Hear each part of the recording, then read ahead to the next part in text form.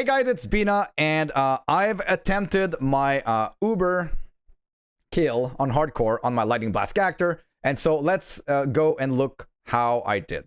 Let's see how I did. I'm gonna remove my webcam here so you can see my face during this thing here.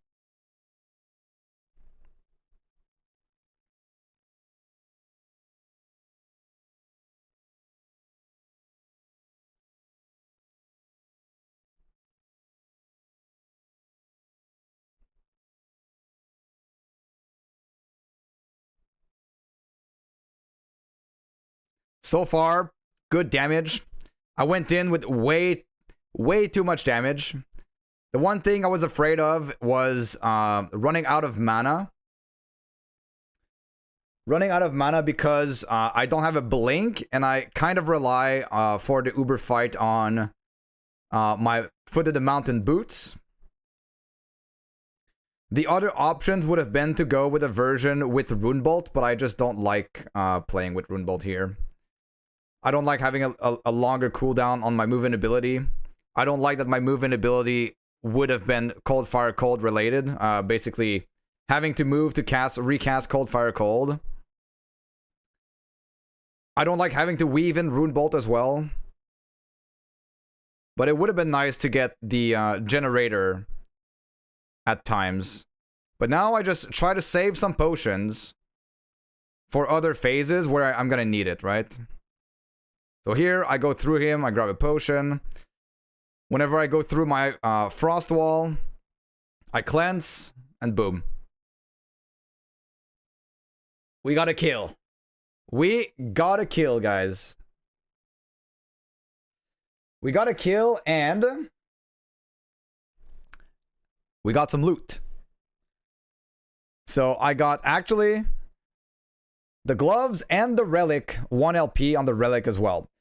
So we actually managed to kill Uber on our Lightning Blast character, and I'll go over my gear and a little bit of my progression towards getting there. So this is my character. Now, after doing it once, I've done it like 3 more times, and I have more Ubers to kill here. So I've done this multiple times. I will be farming Uber on this character. But at my 5th attempt, I didn't feel in the zone anymore. So, you know, when this is hardcore, you have like a big adrenaline rush whenever you go and try Uber Aberroth in this game. Especially on a character like this, where you can actually die. It's not like I can tank a lot of his attacks. Of course, with Flame Ward, a lot of his attacks are tankable, even the Pizza Slam. But it is still quite risky no matter what, because Uber Aberroth is the biggest challenge in the game. Okay, so let's go over my character. So I have mostly double tier 7 of most of my items. There are certain items that I did not manage to get double tier 7. For example, my Mad Alchemist Ladle, I was not able to get a double tier 7 wand. So this is my best one so far. But I've got double tier 7 Grasp of the Blood Mage with cast speed and int. Double tier 7 Foot of the Mountain here with movement speed and int. Double tier 7 Twisted Heart with cast speed and int. Here, you would realistically want to grab Critical Strike Multi and int. I made a mistake while slamming this, but we do have quite a bit more 2 LP Twisted Hearts that we can try and slam. A double tier 7 crit multi and intelligence, and I will show you guys exactly how I obtained all of these double tier 7s and how you can do it as well, fairly reliably. Not gonna say that it's super easy. You need to play. You need to play quite a few hours, but it is reliably. You can reliably get it, right? Even though it's not extremely easy. Legends Entwined, I only have 1 tier 7 on this one. On this one, it's going to be pretty important to get the 5 all attributes per complete set. That's going to be a big boost to your overall damage and survivability, because int scales everything on this build. Of course, the all res are also quite nice. Orion's Descent, this one I only have 1 LP just because I've only recently gotten my double tier 7 belt, so I'm still imprinting some belts on my Weaver tree. Trying to get some better belts to get on my Orion's Descent. My ring here is tier 7, tier 6. It has like really bad suffixes, but it's quite fine, you know, has tier 1 sealed lightning damage. It does the job and it has a nice 18% early res roll here, helping me fix my resistances. This is probably my most rare piece of gear that I slammed very early because I didn't think I would go all the way to trying to get double tier 7 on every piece of gear. So I slammed it very, very early. You could argue that this is like a bad slam for a 3 LP unstable core. But one thing to note is that I only have 68% increased LA damage on here. So I'm missing like almost 100% increased damage on my unstable core, which would make a significant difference in your damage.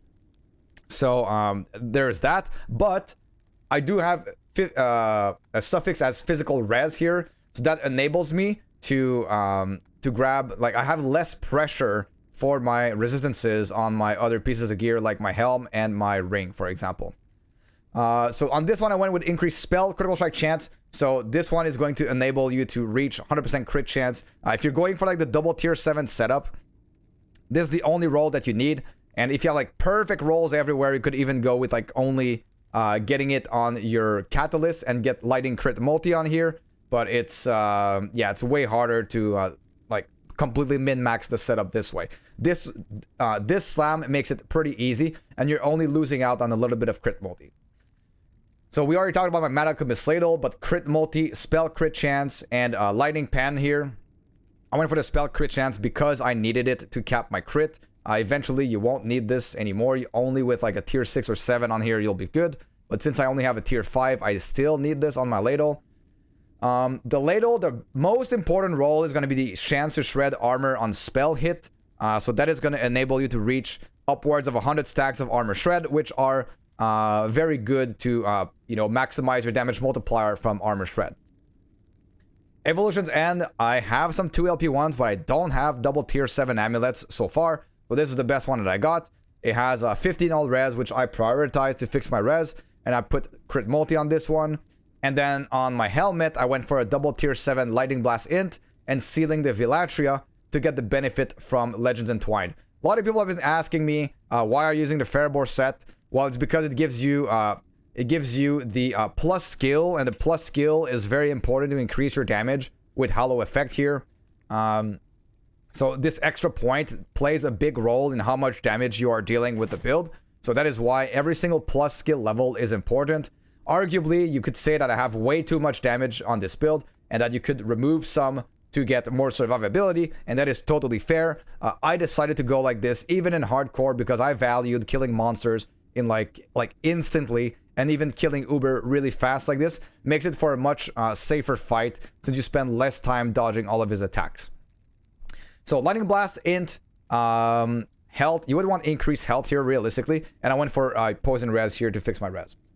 As for my blessings, I have a maxed out crit multi here, armor and armor, all res, and chance to shred lightning res on hit. This one is not maxed out, but it doesn't really matter because you're pretty much always capped on this anyway, since it doesn't have a high amount of stacks required. And then my last blessing is experience gain to get some more favor gain, because this will scale your favor multiplicatively. So my idols here. So there are two choices of idols that you can do. You can go for adorned idols or large idols. They are very, very similar in power, to be honest. You can go for 2 of these and 4 of these, 3 and 2, or 4 of these with more small idols to fix your res. What you're trying to get is an enchantment with either flat spell damage or an enchantment that has critical strike chance and multiplier. So as you can see, my idols are not the best right now. Some of, like, this one is probably my best one so far. This one is pretty good too, but the enchant is not that great.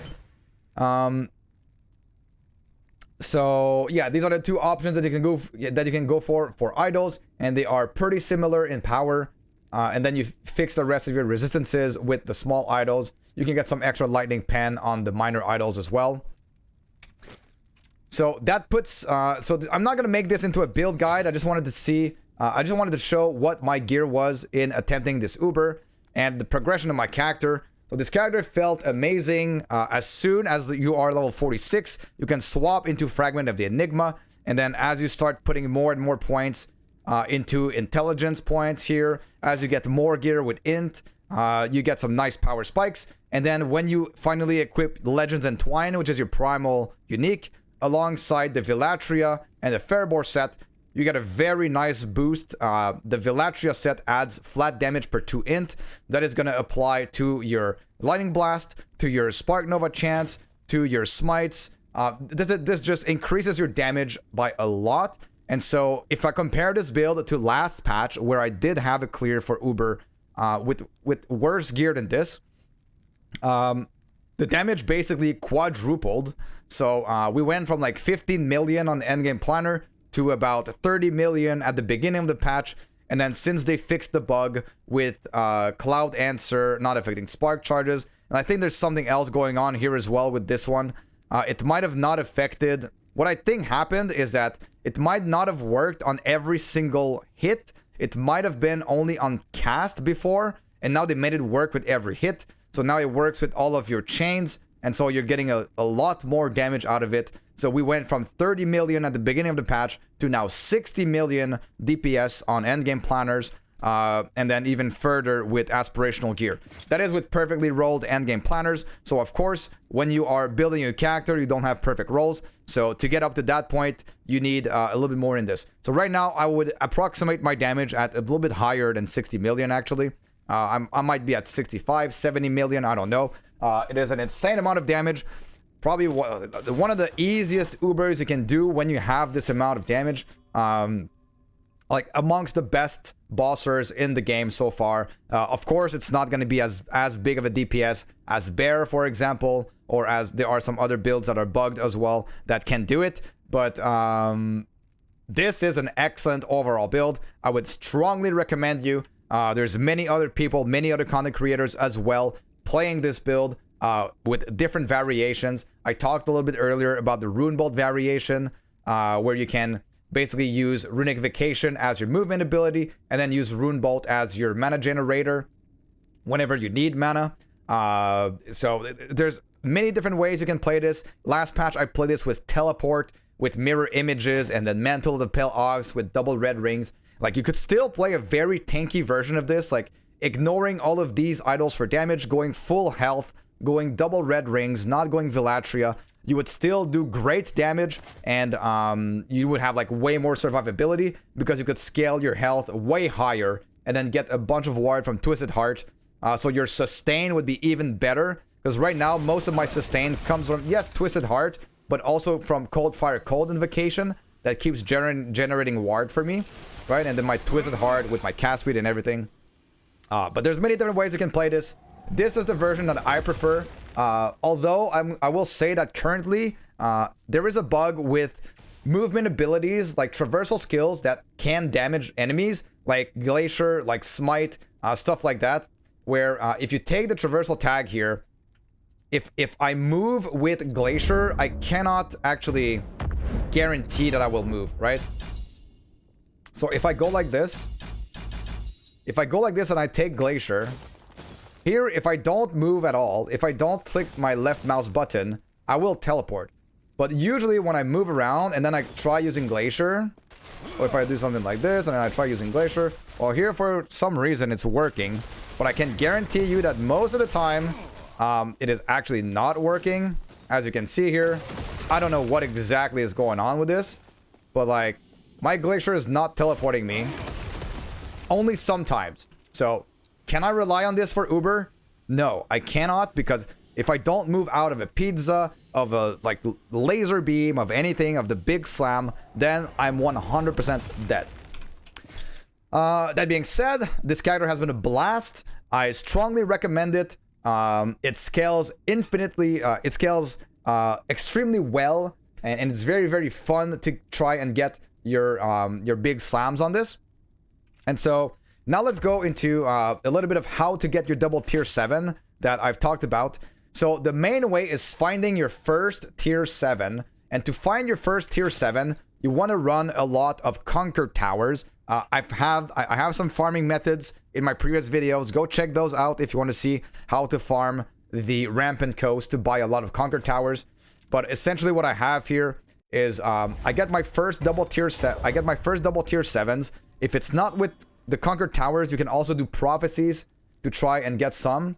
And then you just place a bunch of Conquered Towers like this, and you run them. You run them, and while you are running them, you're trying to get your multiple LP Twisted, multiple LP Blood Mage, and stuff like that. All of your unique items that you put in the egg, so they have a chance to increase in LP, and you have a chance to drop your double Exalteds. And after this, once you've dropped your double tier 7, you imprint them, right? So you keep a copy for imprinting. That's what I do with multiple things, right? So I have like a double tier 7, 1 tier 6. I have a double tier 7 boots, double tier 7 ring, and stuff like that. So you keep those in here, and then you can imprint them in those slots, specifically Echoing Riches, Commoner's Riches, and Sealed Riches. This one doesn't count really because these ones are only for exalted items that you want to use, that you want to have a sealed affix tier 7. So this one would be great for imprinting your Mage Helm, for example, or your ring. But your main imprints is going to be this one that you get on completion of Echo Rewards, this one that you get on kills, and this one that you get when you do your Troves, when you open a Lost Cache. So get your double tier 7, imprint them, play the game, play some Troves, do some Conquered Towers, and then you'll get some double Exalts, and then you can, as you drop them, then you can start crafting on them, right? You can craft them as you drop them. Since you're always going to drop them, since you have them imprinted, you have like many chances of, you know, crafting the perfect one. Once you've crafted your perfect one, you Rune of Creation it. Use a Rune of Creation to double it up. And so you have 2 chances at slamming your gear that is 2 LP, which have a 33% chance of getting the proper stat, since you can guarantee already 1 on the gear. So that pretty much covers how to gear up your character and everything. Hope you like this kind of content. I've had a blast with my Lightning Blast character, no pun intended. And then my next character is going to be a Blade Dancer. I'm going to be playing Shadow Cascade and trying to get to Uber as well. But that one, that one is gonna be it's gonna be quite a challenge to do in hardcore. So I hope you like this kind of video. If you haven't already, I'm almost at 10k subs. So if you want to sub to the channel, I would greatly appreciate it. And I'll see you guys all in the next video.